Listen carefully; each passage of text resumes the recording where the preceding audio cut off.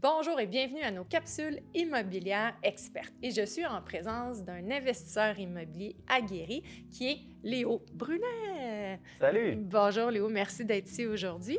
Donc Léo, en fait, il va nous parler aujourd'hui de comment faire financer ou optimiser un financement d'une propriété, que l'on soit débutant, intermédiaire ou expert, là. La première chose qu'on veut optimiser quand on va faire une demande de financement, si notre but c'est d'avoir le plus gros financement possible, évidemment, c'est de bien présenter les revenus de l'immeuble Ouais. puis ses dépenses. Parfois, des immeubles vont avoir plein de revenus cachés, par exemple des stationnements, il y a une entente entre le propriétaire et le locataire, ou bien un concierge qui offre ses services, mais son loyer est gratuit, mais il paye quand même son loyer via ses Ouais. services.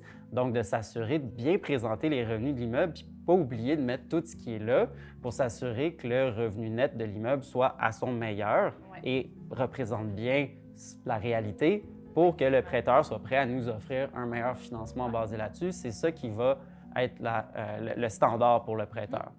Après ça, nous, on travaille aussi beaucoup avec des prêteurs alternatifs.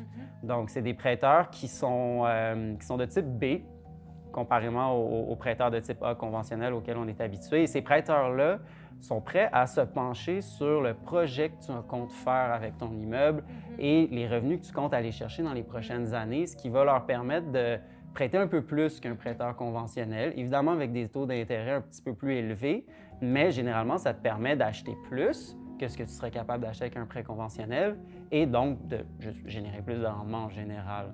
Donc, il existe plusieurs prêteurs alternatifs sur le marché. Certains sont même accrédités, ce qui nous permet ensuite d'aller à la SCHL quelques années plus tard pour un refinancement.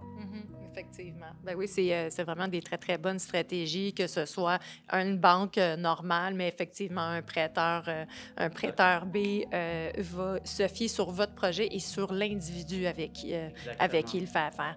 Ben écoute, merci encore pour ces beaux conseils. Je suis certaine que ça va servir à plusieurs auditeurs aujourd'hui.